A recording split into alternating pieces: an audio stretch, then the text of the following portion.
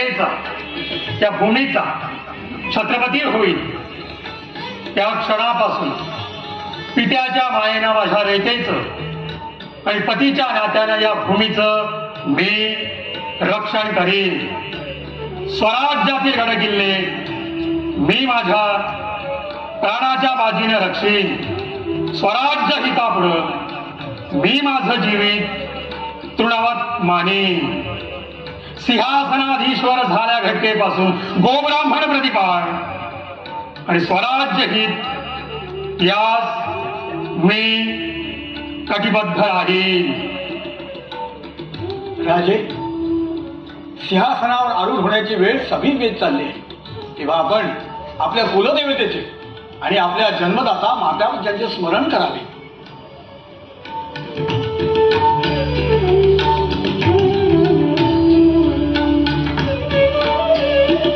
राजे, आपण सिंहासनावर आरूढ व्हावे.